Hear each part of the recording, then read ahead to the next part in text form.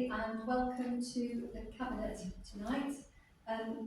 Before we start, can I tell you that there are no planned tests of the fire alarm system during this meeting.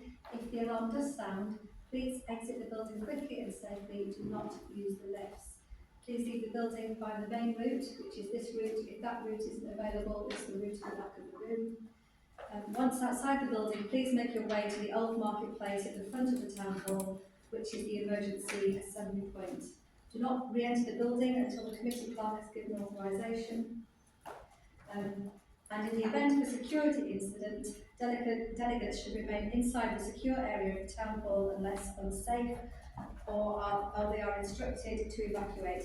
If instructed to evacuate, we will be advised to disperse and move at least 400 metres away from the building or proceed to another specified BBC premises nearby. Can I also draw your attention to the notices in the room regarding recording and the use of social media? The Council permits audio and or visual recording and photography at Council meetings. Proceedings of this meeting may also be reported via social media. If a member of the public or press wishes to do so, could they please indicate now? So I'm assuming that nobody wishes to record the meeting other than the fact that the meeting is being recorded and streamed on YouTube. Is there anybody who objects to being seen as we're streaming the meeting? No? Okay, that's great, thank you. So, as usual, I will suspend the procedure rules for 15 minutes to allow questions from any members of the public. I can only see 2 members of the public there, so I'm pretty sure neither of you want to ask a question. Is that right? Okay, thank you. So before we do, Councillor McFarlane, you're a liaison member, so you wouldn't normally ask questions at this point. We've had this discussion a number of times before. Under the Constitution, it is allowed that any council must question a member. You're a liaison member tonight, you're not classed as a councillor. So when you were a councillor, it is allowed. So can I check that with the monitoring officer, please? It's ambiguous on this point. So we've had this discussion many times before. The precedent is that it's only councillors or members of the public, not liaison members and not cabinet members. So you're under the same rules as cabinet members. We don't ask questions at this cabinet meeting, it is a business meeting. We have had a conversation, I think at every meeting whilst you've been a liaison member, Councillor McFarlane. I don't think, it doesn't matter how many times you ask me the question, my view isn't going to change. It's just nice to have it on recording that you obviously don't like scrutiny, so it's just nice. Councillor McFarlane, that is not true. Okay. I would prefer it if you didn't say things that weren't true, Councillor McFarlane. I object to saying things that are not true in this meeting. This is not scrutiny either. This is a meeting of cabinet. There is an important distinction where the council scrutiny occur, and that is at through audit governance building scrutiny where they are part of political meetings. Thank you. So, as the monitoring officer said, Councillor McFarlane, as has been explained at every meeting, this is not a scrutiny meeting. There are scrutiny meetings that the council has, and the 4 members sit on all of those meetings, Councillor McFarlane. Are you happy with that decision? Thank you. So, before we start, I actually wanted to spend a couple of minutes saying thank you to our monitoring officer, Stella Bacon. This is her last meeting of the Cabinet. Stella has been with us for many years. I have always been grateful for the guidance that you have given all members of the Council, and I know that you work extremely hard. I am very, very sorry that you are going, Stella, but I know that it's a promotion and that you will go on to do great things. I know that you're going to EMCA, and I think EMCA are incredibly fortunate to have you. So I would like to just say thank you very much for all the years what you've done.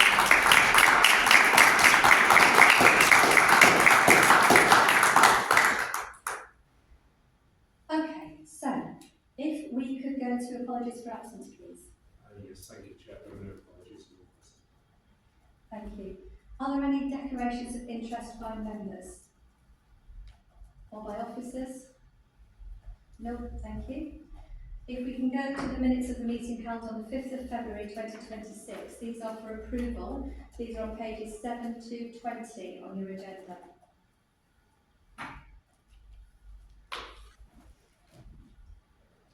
Can I agree that they are a true record? Thank you. And then if we move to item 5, the outstanding minutes list on page 21. Are there any updates to this?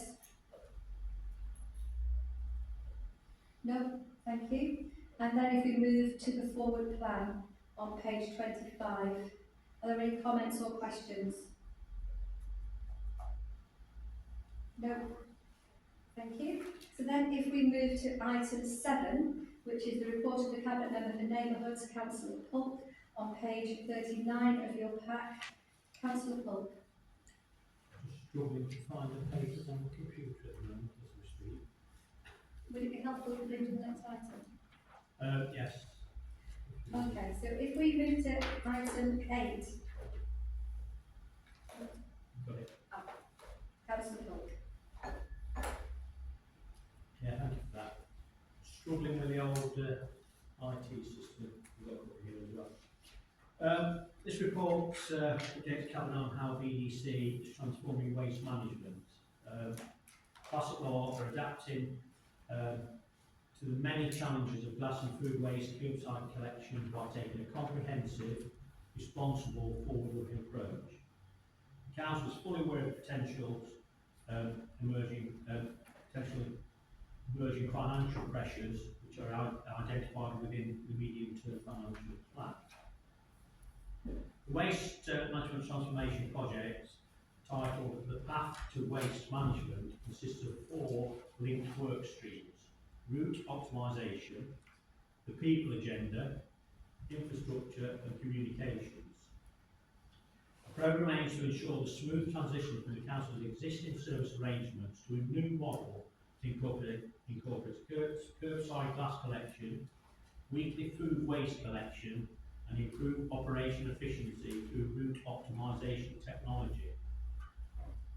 Route optimisation has enabled service to prepare for curbside glass collection through the procurement of vehicle receptacles, bins, the focus is now shifted to food waste collection.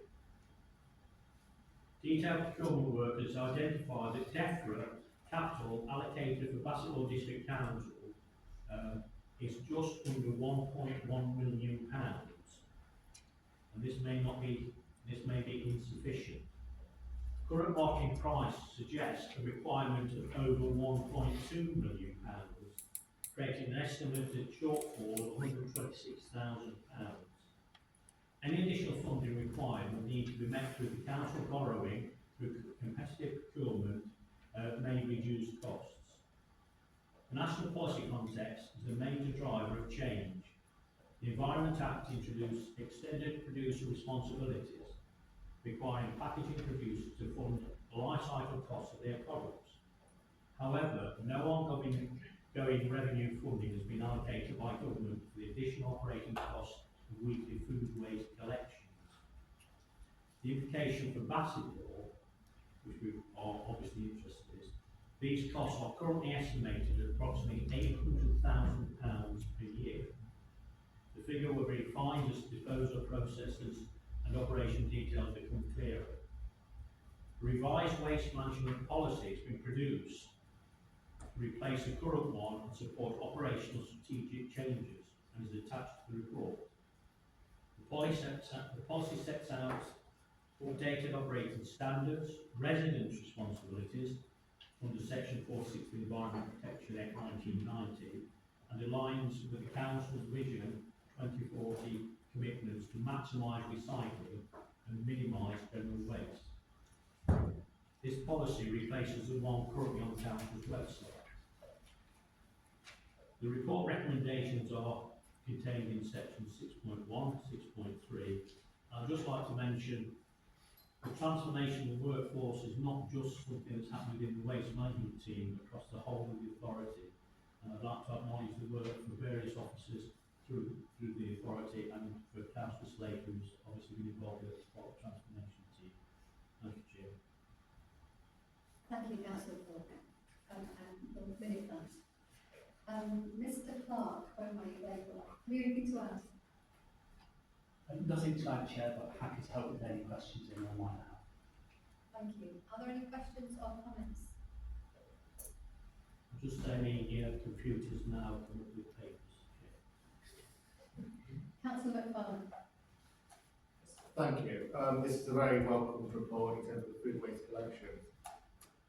In terms of the long-term collections in this area, having worked in other councils who have introduced this in the last 10-15 years, what can council do to make sure there isn't a drop-off of usage that other councils have experienced? They usually make a decent profit in the first year or two, but then there seems to be a drop-off in the amount of food waste that actually gets recycled because people start exchange because they realise they throw well pasta away or rice away. It ends up costing the council a lot more after 3 years than it was in the initial 2 years, because you're not getting the income from the waste being stored in the collections. Has that been calculated into the figures? Councillor Paul. I'll answer the general question on food waste. Food waste is obviously something which is environmentally extremely unfriendly and equally important in different ways, also affects people's money in their pockets. The average household wastes about £80 a month on food which they throw away to waste. In terms of the idea of collecting food waste, it's twofold. One is to reduce the amount of food that goes to waste, which is obviously environmentally friendly, and the other is to reduce the amount that goes to either incineration or landfill. So those two objectives will be filled by the introduction of food waste. And whilst there has been some drop-off in other places, there is still food waste being collected, and I don't think it'll ever be a zero game. So I hope that helps answer your question. Thank you, Councillor Paul. Any other questions or comments? Councillor McFarlane. Just a quick follow-up. In terms of the caddies themselves, will they be secure? Because in the overall community, if they put out early in the morning, there is a risk you can end up with animals getting their boxes and the like. How secure are the caddies going to be to do them so they can't be entered by animals? I think I might take this one as the person who's going to be responsible for that procurement. The caddies that go out to the roadside actually have a locking lid. So if you might imagine that when the handle's in the down position, it's unlocked and you can use it freely. You put it in the up position and that locks the lid down. Thank you. So, Can I just add that the caddy will be a standard caddy across the existing county, so that when local reform takes place, it will be the same for all the existing districts. So it is a tried and tested thing which has been approved with the Waste Management Board, which meets all districts in the county. So it won't have issues relating to foxes and badgers and rabbits and squirrels or other types of creatures. thank you. So could we now move to the recommendations which are on page 42, 6.1, 6.2 and 6.3. All in favour? And that's unanimous, thank you. If we now move to item 8 on the report, that's the report of the Cabinet Member for Corporate and Financial Services and the Cabinet Member for Strategy and Communication, Councillor Rhodes. Chair, thank you. The closely line performance and budget monitoring Cabinet received combined quarterly finance and performance monitoring report.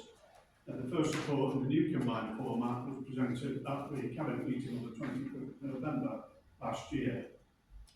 This quarter 3 report covers the period to 31st of December 2025, and the key performance indicator scorecard shows that there were 16 green, 6 amber and 4 red KPIs at this date.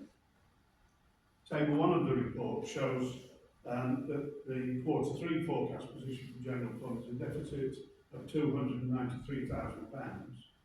The summary for each service area includes an explanation of budget variance in performance against the KPIs. Notable variances include a reduction in the staff vacancy factor, which now no longer needs additional cost for pay award, and a reduction in assumed licensing income. The general fund forecast position assumes an in-year transfer to reserve of 2.6 million. This will be adjusted at the outturn by the actual surplus deficit position. Table 2 of the report shows that the Q3 forecast position for the HRA is a deficit of £254,000. This is an improved position of 602,000 from Q2, mainly due to a reduction in the expected general fund recharge resulting from an in-depth review of the recharge basis.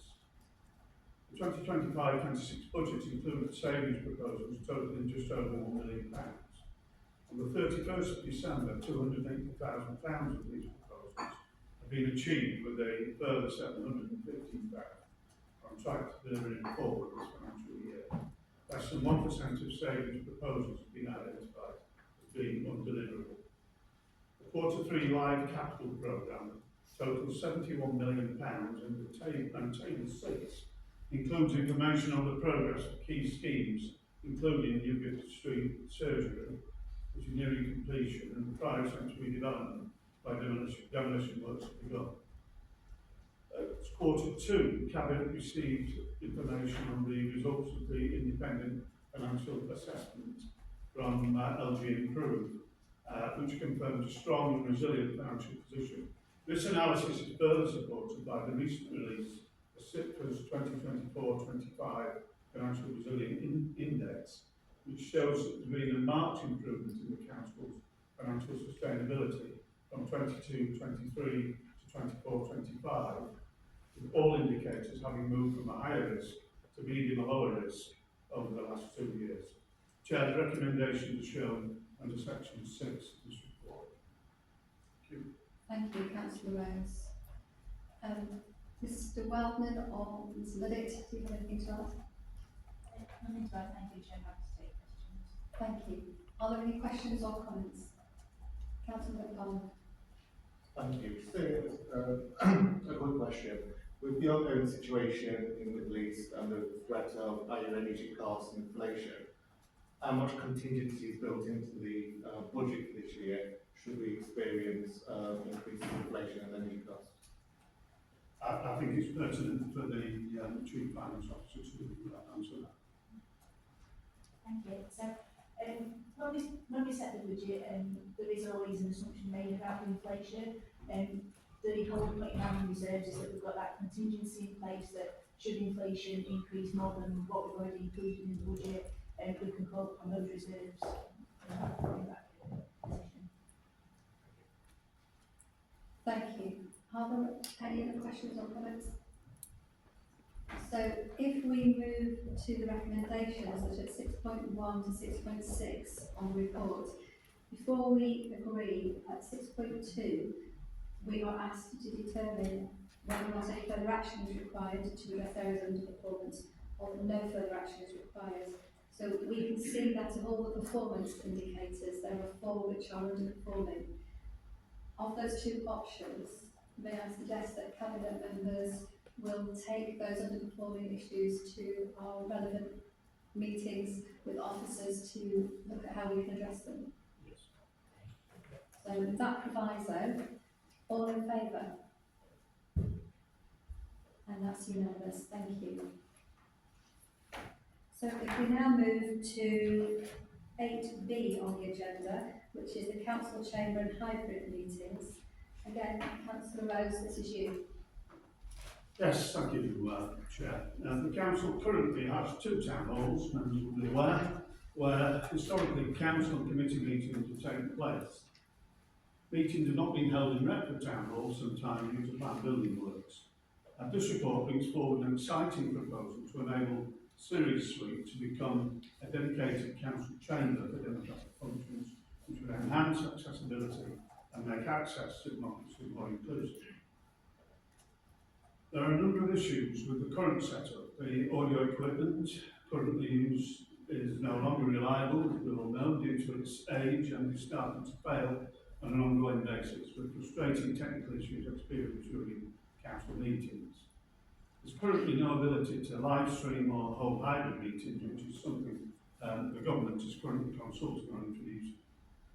The proposals include purchasing new audio, visual and video conferencing equipment, which would provide additional functionalities such as live streaming, remote participation by teams and voting. The replacement system will contain multiple presentation screens and integrate with existing hearing assistance system, as well as offering additional sound enhancement and integration with the Council Democratic Services system. The approved 2026-27 capital budget includes £500,000 that have been allocated to the scheme in principle, and all costs associated with this have already been factored into the budget and approved prudential indicators.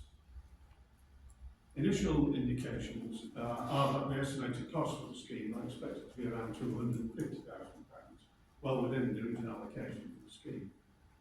The proposal provides an opportunity to future-proof the series suite, which will provide any future unitary authority with an appropriate venue for hosting new area committees or other meetings, such as cabinet or committees. By providing a location for streaming these meetings in unitary can ensure that local residents have the opportunity to better engage with the democratic process without needing to physically attend meetings, as well as ensuring compliance with and future government legislation for hybrid meetings and proximity.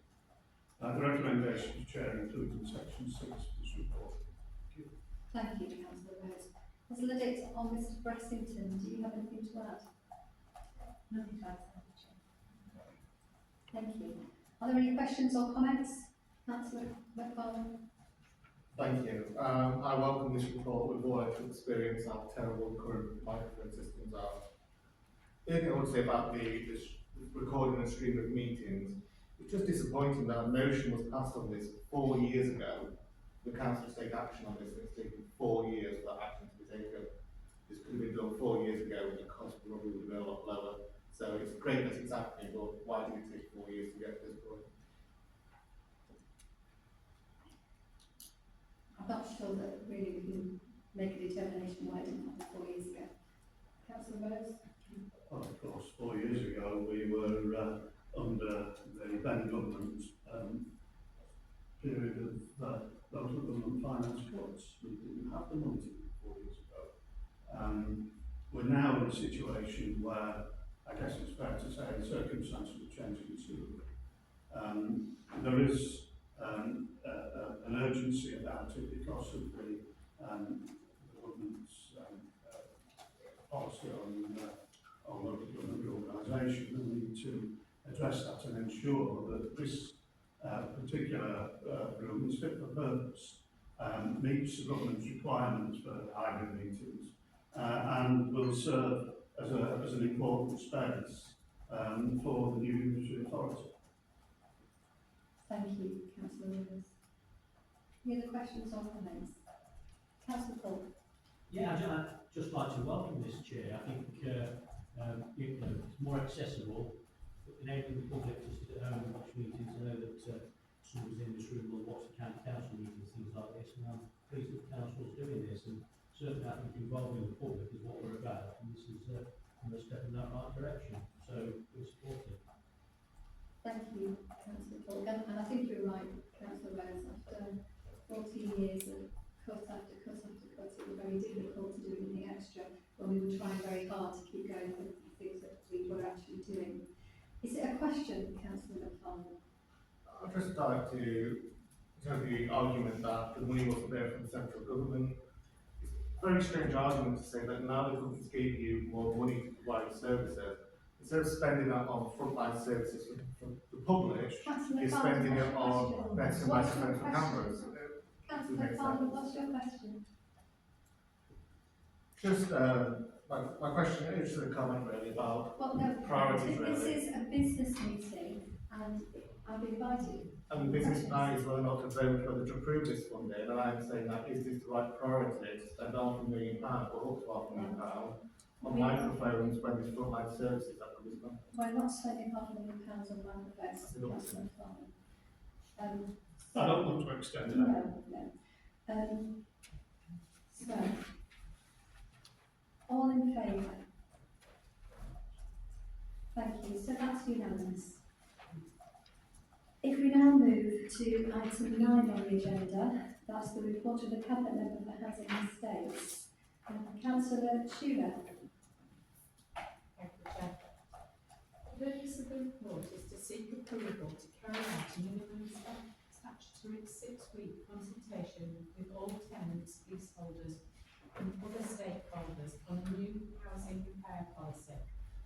A report setting out findings and recommendations from a review of repairs and maintenance was presented to Cabinet on 26th of November 2024.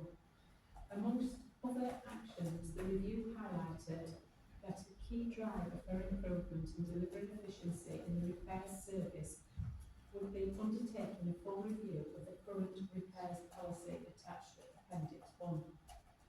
It was recommended that a cross-party member, tenant and officer steering group would be established to lead on the piece of work, following which a new repairs policy would be brought to Cabinet.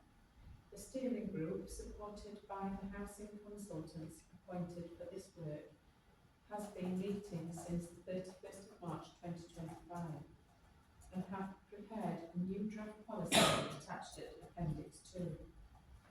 The work carried out by the steering group has been extensive and demonstrates the benefits of tenants, officers and elected members working together to scrutinise and make recommendations to improve our housing services. One of the tenants involved in the review has said how much they enjoyed being part of the steering group. They found the process very open and easy to participate in, and said, "I have felt listened to and feel that I had a voice."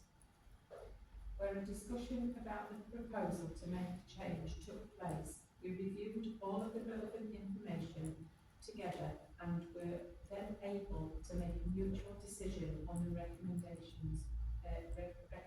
changes.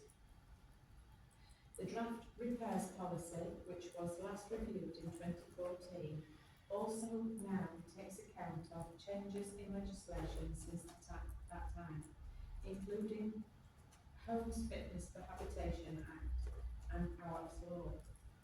A summary of the main changes between the two documents is attached to Appendix 3. Approval is now sought to undertake a minimum statutory 6-week consultation with tenants, leaseholders and other stakeholders on the draft policy and the changes contained within. Subject to this approval, the consultation will take place between April and May 2026. In addition to consultation paperwork being distributed to all tenants and leaseholders in person, consultation events will be held for tenants and briefings will be arranged specifically for elected members and staff as part of this process, and an independent legal opinion will be sought of the proposed changes to the policy to ensure that the Council is meeting its statutory, regulatory and legislative requirements. Following an analysis of the consultation responses, the draft repairs policy may or may not need to change to reflect feedback from stakeholders, and a further report will then be presented to Cabinet in July 2026 and then full Council for adoption. It is anticipated that the new policy would be implemented in September. The repairs review itself, implementation of the recommendation, actions and a revised repairs policy, including the changes to repair response times, will contribute to ensuring that the housing service is meeting the specific expectations set out in the Regulator of Social Housing's Consumer Standards, Safety and Quality Standard at paragraph 3.8. The proposed changes in the policy will also contribute to delivering both cashable and non-cashable savings as set out in paragraph 3.9 by reducing the number of response times for repairs, changing some repairs from a council repair obligation to a tenant repairing obligation, subject to where we will make reasonable adjustments to meet tenants' needs, strengthening the circumstances where repair will be rechargeable, clarifying the position in respect of specifications for some reparative items, e.g. fencing. Once the final policy is agreed and implemented, the cashable savings will be monitored as part of the financial monitoring process to ensure savings are captured for consideration in future budget setting cycles. The costs associated with carrying out the statutory minimum 6-week consultation period on the proposed changes to the repairs policy will cost in the region of £15,000 as a one-off cost in 26-27 and will be met by the housing revenue account from existing budgets. The recommendations are set out at paragraph 6, and I would just like to record my personal thanks to the tenants and officers who have taken part in this piece of work and brought forward a very rigorous piece of work and actually done such a good job, and the tenants particularly. Thank you, Councillor Sheila. I agree with that, so I'll note it. Mrs. Craig, Mrs. Bowler, do you have anything to add? Nothing to add, Chair, but very happy to answer questions. Thank you. Are there any questions or comments? Councillor Fielding. Thank you, Chair. As a member, I was involved with the repairs review, and it was an absolutely wonderful piece of work to be involved in, and certainly tenants and officers gave support to all on this, and I absolutely agree with the recommendation and commend it to. Thank you, Councillor Fielding. Any other questions or comments? Councillor Paul. Yeah, I just, the document is very clear and easy to understand. I wonder who's responsible for the graphics, because I think they're excellent. I don't know whether it's an internal job or whether it's an external deal for us.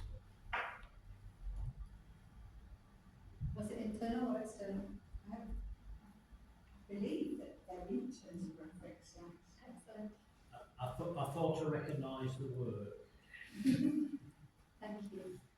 Thank you for this report. I do think we have a proud tradition, particularly since we've moved housing back in-house, of having really good consultation with our tenants, and I know how important all staff think it is.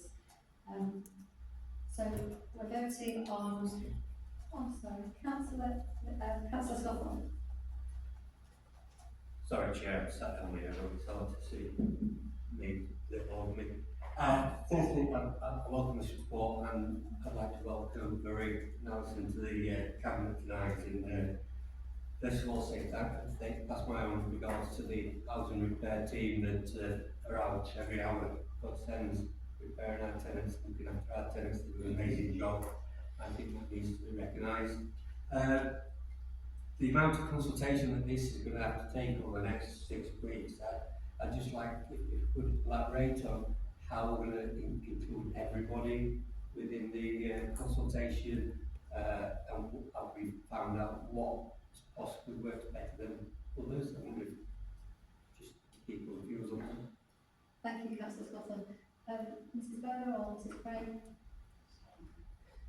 Yes, so we're just in the process of finalising the consultation programme, and the repairs steering group actually meeting later this week to sign off on the documentation that will be distributed to tenants. So all tenants and leaseholders will receive a paper pack of documentation.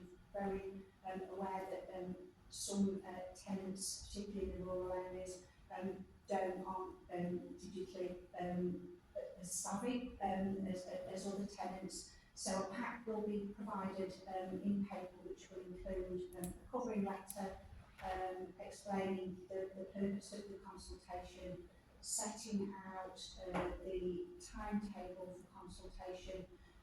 We will be carrying out a series of drop-in events across the district, both during the working day and in the evening, where tenants can attend those, ask questions, find out more information.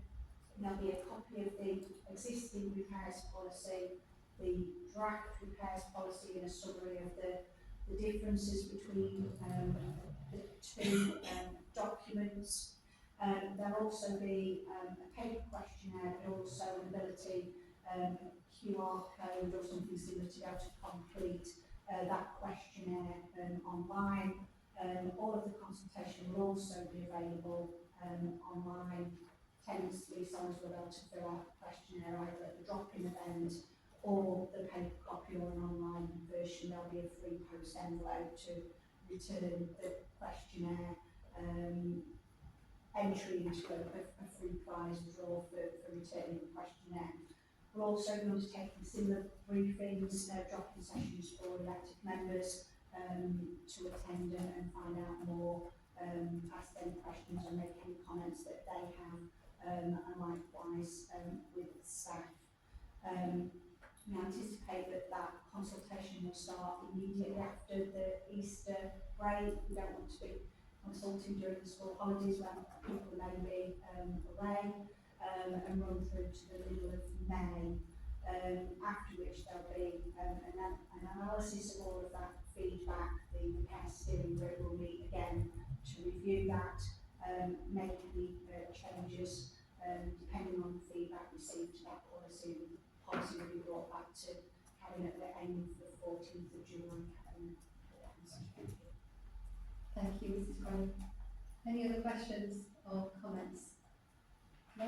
So if we could move to the recommendations, which are on pages 143, 144, 6.1, 6.2 and 6.3. All in favour? And that's unanimous, thank you. So if we now move to item 10 on your agenda, which is the report of the Cabinet Member for Identity Planning and Place, Councillor Stoffel. Thank you, Chair. I'm here today to present the Council's Biodiversity Duty Report, prepared in line with the strengthened requirements introduced by the Environmental Act 2021. As you know, the Act places statutory duty on all public authorities to conserve and enhance biodiversity across its functions. This is a significant shift from the previous duty, which focused only on conservation. The intention is clear. We must not simply maintain our natural environment, we must actively improve it. The first reporting period ended on the 1st of January 2026, and all authorities must publish their biodiversity duty report by the 26th of March 26. This document before you sets out how the Council has complied with its duty to date and how it will continue to do so in the next reporting period. Over the past 2 years, we have taken meaningful steps to embed biodiversity considerations across our service. Following our initial statutory consideration in early 2024, Cabinet confirmed a series of policies and objectives that now underpin our approach. These include strategic commitments in Vision 2040, the biodiversity focused policies in the Bassetlaw local plan, and our pledge through UK 100 to reach net zero for council operations by 2030 and area-wide by 2045. The report highlights several achievements across our organisation. These include active biodiversity management in our parks and green spaces, from new wildlife meadows at Hannah Park to habitat improvements at Sandell Lake and the Redford Town Centre.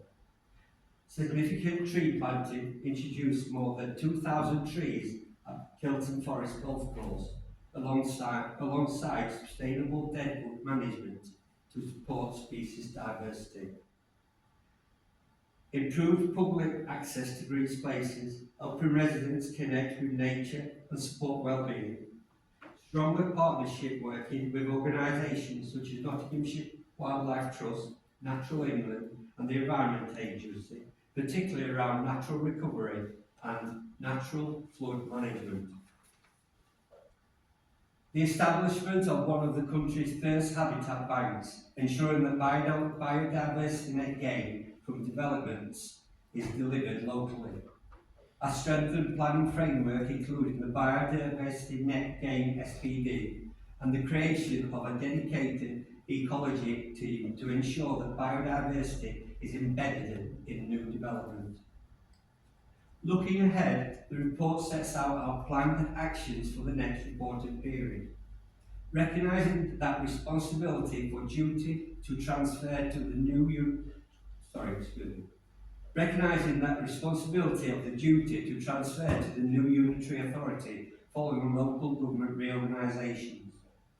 These actions include continuing targeted management of our public green spaces, including a 1,000 square wildflower meadow at Sandal Lake, installation of an independent boards to support public education and engagement, delivery of tree planting association with new developments, and improving management of ancient and veteran woodlands using development contributions. Exploring opportunities to exceed the minimum 10% biodiversity net gain requirement for council-owned housing projects. Ongoing collaboration with regional partners, including EMCA, neighbouring authorities, and the Nottinghamshire and Nottingham Natural Local Nature Recovery Strategy Partnership. Establishing a comprehensive monitoring programme for biodiversity net gain, supported by specialised software. And continuing supporting landowners interested in habitat banks regeneration. This report provides transparency, clarity and assurances to our residents about the work we are doing to protect and enhance natural environments. It also ensures that we meet our statutory obligations under the Environmental Act 2021. Failure to approve this report today would mean the Council is not fulfilling its legal duty. Approval will allow us to publish the report and submit it to DEFRA ahead of the March 2026 deadline. Chair, recommendations are set out at 6.1 and 6.2 of the report. This report reflects a strong and proactive approach to biodiversity across the Council. It demonstrates our commitment to natural recovery, climate resilience and the long-term well-being of our communities. Thank you. Thank you, Councillor Scotland. Mr Taylor, do you have any comments? Nothing to add after any questions. Thank you. Are there any comments or questions? Councillor Paul. I couldn't miss this opportunity, Chair. Obviously, Bassetlaw is a French place, it's got an awful lot of green spaces, and it's got 3 tremendous parks, which have already got green flag status, and other parks that haven't. Sandhill's been mentioned quite a lot. If anybody's looked at it recently, the amount of clearance there, you can see from one side of the lake to the other, it's been absolutely transformed. I'd like to thank the park staff, Peter, Tim, and all those that are involved in doing that. I don't know if you're aware that we're actually looking for a green flag for Sandhill's Lake as well, and I think that will help the environment. This talks about carbon saving, it talks about well-being, health and well-being is very important, and the physical environment really makes a big difference to people. And things that Bassetlaw are doing, I think, and identifying what they're doing and capturing it within this report, is all for our good, for our benefit. And I really appreciate what Steve is doing in his department. And basically, it's great news, and I'm sure everybody will support it, not just within the cabinet, but within Bassetlaw. Excellent. Thank you, Councillor Paul. Any other questions or comments? Councillor Sheila. Very quickly, we've long known the benefits and healing powers of nature.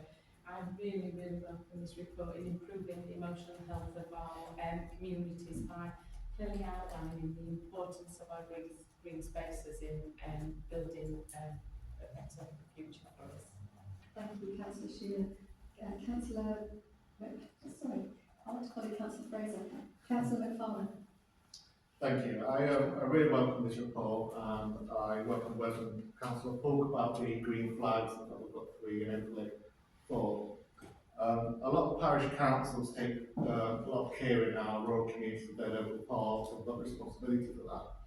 Is the opportunity, I know this technically is part of this, but is the opportunity in the future to introduce a localised green flag scheme that the district council could administer for parish councils to actually show which ones of them are actually providing a really good service to their community? I'll let Mr. Clark answer, but my understanding is that parish councils have to take their own areas forward rather than the local council. Yeah, the green flag scheme actually is available to lots of organisations. So, for example, Bassetlaw Hospital has a green flag because of the way it maintains its open space as well. So that scheme is available to everyone. I would suggest that possibly something that might be really helpful would be if the parish councils were to get together to have a self-supporting and maybe self-awarding scheme. That might be extremely useful to thoroughly understand their own success. Councillor Fong. Thank you. I was more thinking about Bassetlaw specific, our own version of a flag scheme, and we could reward the parish councils that are providing parks and play equipment so that reach a specific level. Because I know the green flag scheme comes with additional costs. Some of our parish councils won't want to put that onto the taxpayers through precept increases, but whether or not we could do a Bassetlaw version of a green flag, that parish council could then apply for and get awarded. It's an idea. I think we're talking about quite a big piece of work. Mr. Clark? I think if there was to be merit in that, it would need to be far, far simplified. I know through going through the process for getting 3 parts through this and doing the 4th at the moment, enormous amount of planning that's required, which I'm not sure would be really welcomed necessarily by the parishes, and a lot of input. I think there are a number of schemes which also reflect, and I'd happily share those outside of the meeting, that parish councils could apply for. That would be great. Thank you, Mr. Clark. And of course, we're going through local reorganisation. Bassetlaw going to be here shortly, so it might be something that we can do. Any other questions or comments? No?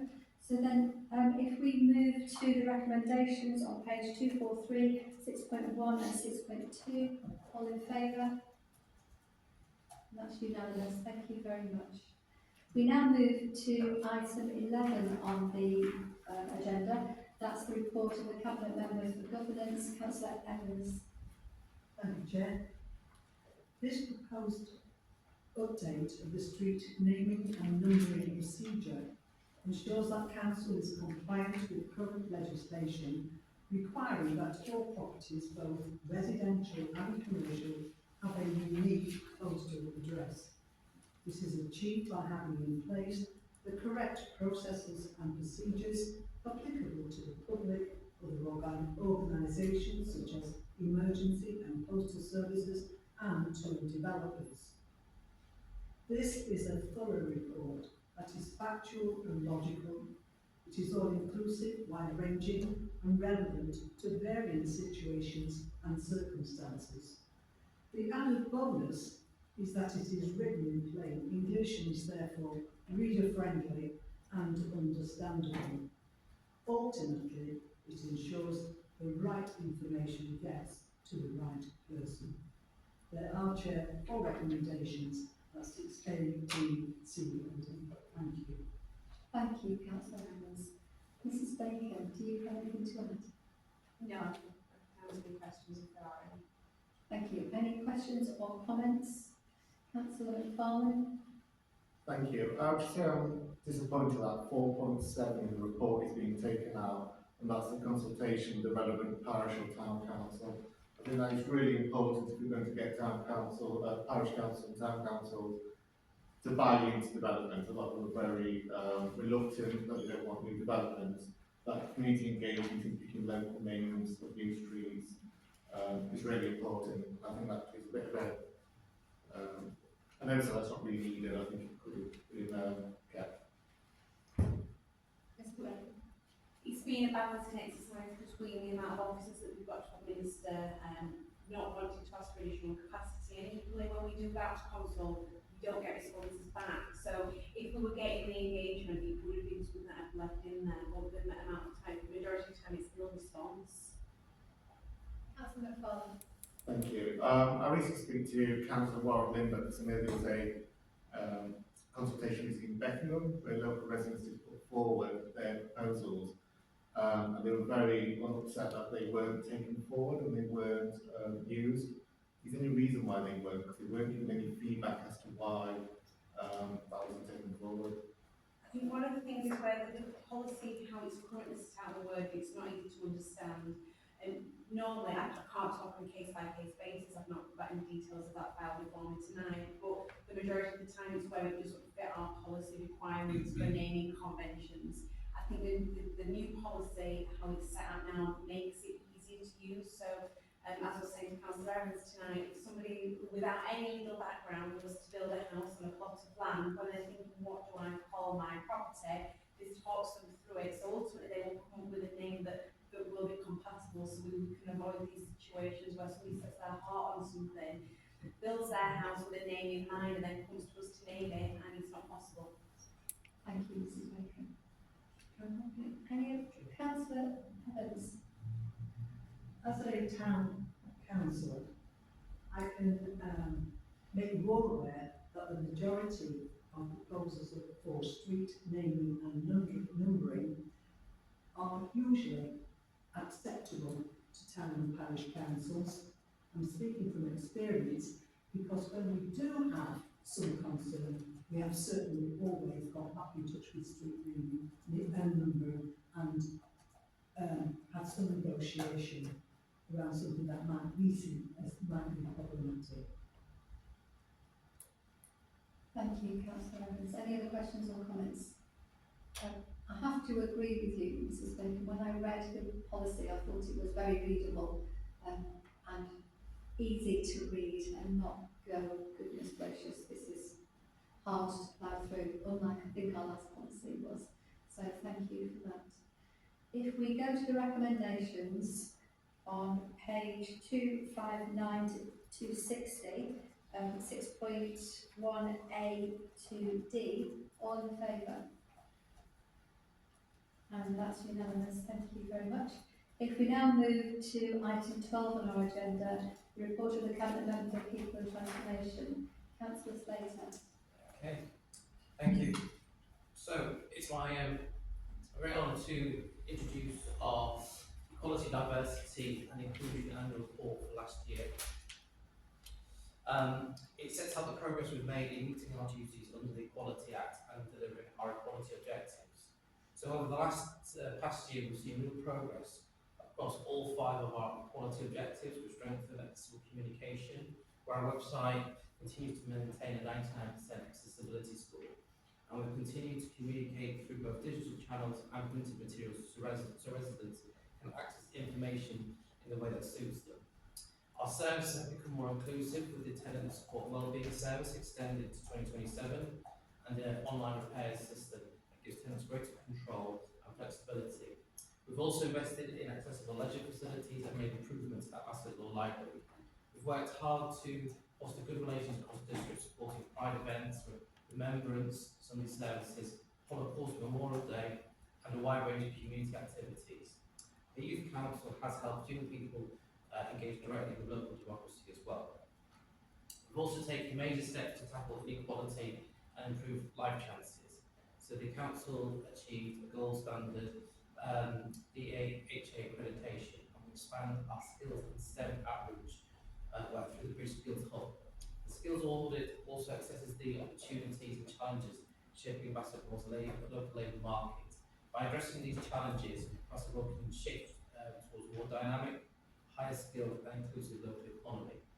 Within the organisation, we continue to build a fair and diverse workforce with inclusive recruitment practices and the relaunch of the mental health first aid.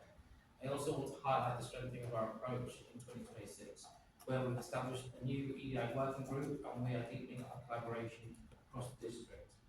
I recently addressed the Davos Society's community Christmas dinner on the theme of building community trust, emphasise the importance of honesty, cohesion, and tackling misinformation, values that underpin this report and our wider EBI work. And it was a great pleasure and honour to be also invited back, most recently at the weekend, to the EFTA dinner, which we really highlighted the benefits of cohesion and working together, and also to attend and to meet in person, and not to get too much involved in our social media echo chambers. Looking ahead, new developments such as the health and wellbeing hub in Worksop and the redevelopment of the Priory Centre will further support inclusion and reduce health inequalities across Bassetlaw. So today, Cabinet is asked to note the work delivered for last year and to improve the report for publication. This helps us meet our statutory obligations and reaffirms our commitment to fairness, equality, and accessible services for all. Thank you. Thank you, Councillor Slater. Ms Jackson, do you have anything to add? Nothing further, thank you, Chair, but happy to pause any questions. Thank you. Any comments or questions? Councillor Schuler. Thank you. This is a really pleasing report to read because we have seen greater improvement of engagement across the piece in Bassetlaw District Council, and this clearly shares the working commitment of all involved within our council, from the officers to the members, and it's really great to see how inclusive we are. Thank you, Councillor Schuler. Any other questions or comments? Councillor McFarlane. More just a correction to the report almost. On page 20 of the report, I think it's meant to say Chinese instead of Chins. Okay. So I think it's just a spelling error rather than anything else. Thank you, Councillor McFarlane, we'll get that corrected. Thank you. I'm surprised I didn't pick this up myself. But, again, I think we have a long history of making sure that we don't just pay lip service to equality, diversity and inclusion. We can see that every year in this report. Every year, I think we can demonstrate that these things are really important to us to ensure equity of opportunity to all of our residents, and to make sure that everybody can be involved where they wish to be. So thank you for that.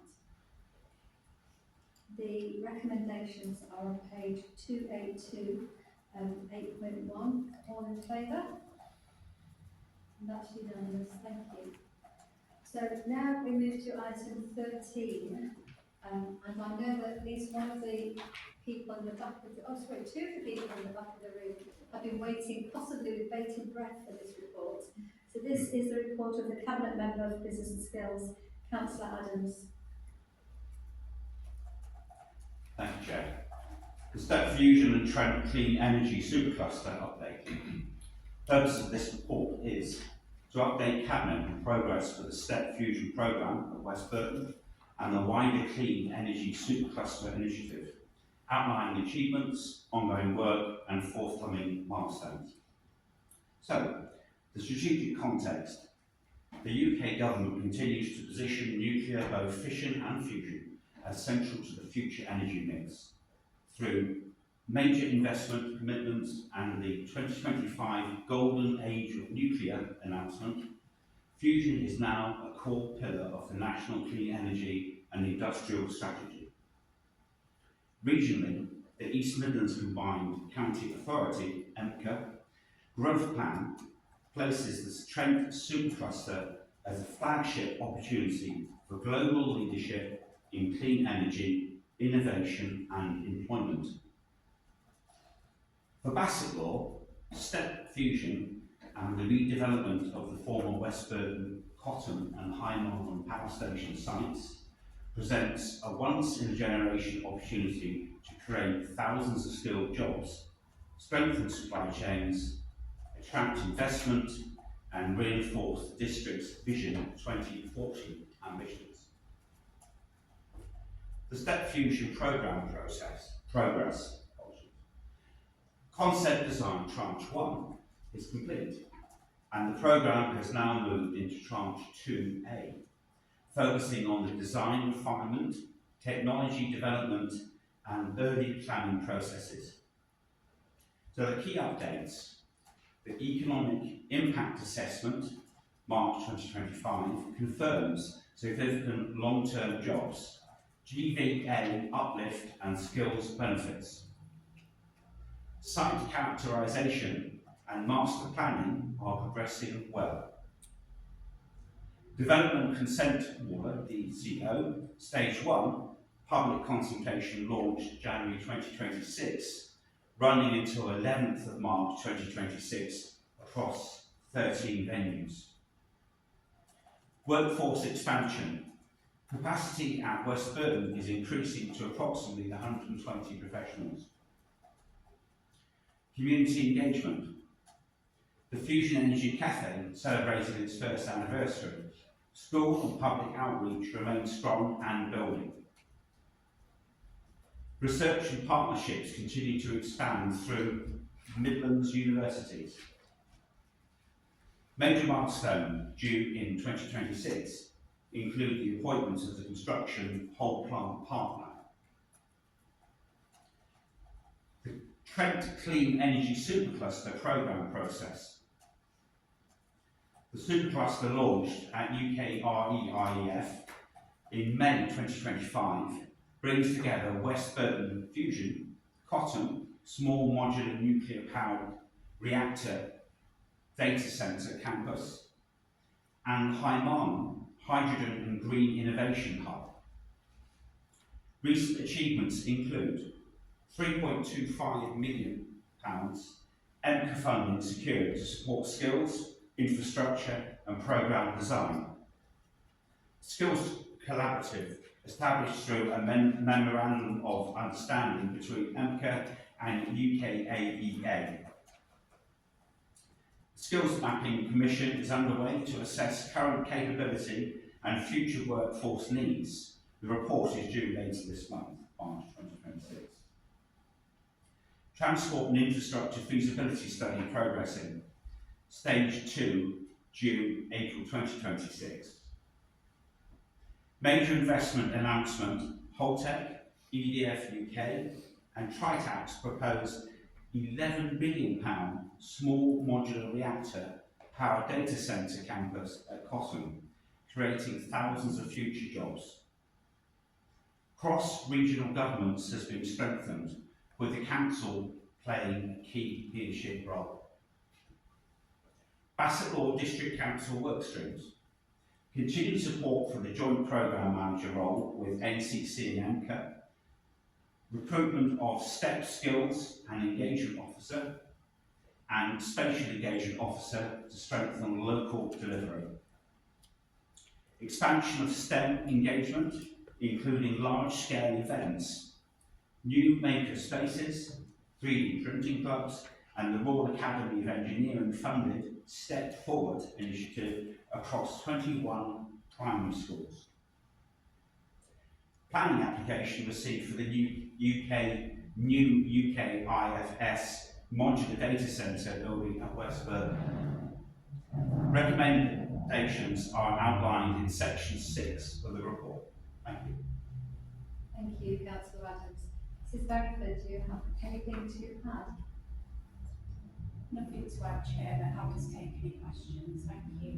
Thank you. Are there any questions or comments on this report?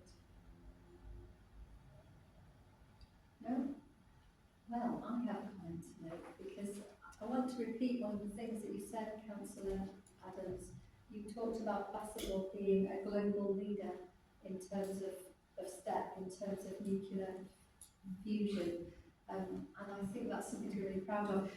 I think we've seen over a long period of time the energy production part of Bassetlaw declining, but now, over the last few years particularly, but certainly into the future, we've seen the redevelopment of energy production in Bassetlaw.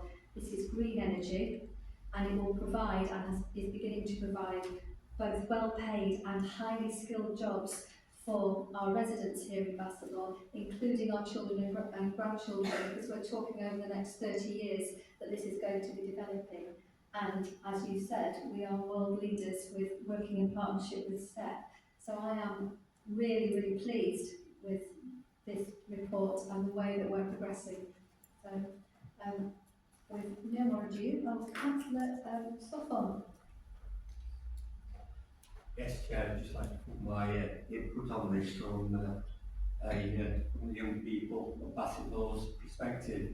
From classroom to career, young people already benefit from the world's first fusion power plant coming to West Burton. This isn't just a science project, it's a once-in-a-lifetime opportunity for young people to be part of the future of clean energy. Schools are getting hands-on workshops, STEM sessions and visits from real fusion engineers, helping children discover new skills and ambitions. This programme is placed, with programmes placed at the Bridge Skills Hub and Fusion Cafe. Young people are meeting experts, exploring science behind fusion and seeing the transformation of West Burton at close up. STEP is set to create thousands of jobs across engineering, digital construction, science and project leadership, and our young people are right at the front of the queue. Fusion energy could change the world. Young people of Bassetlaw the wider regime are in a unique opportunity to be part of this journey from the very beginning. Thank you, Chair. Thank you, Councillor Scotland. Any other comments or questions? No? So then if we move to the recommendations, which are on page 313, 6.1 and 6.2, all in favour? And that's unanimous. Thank you. So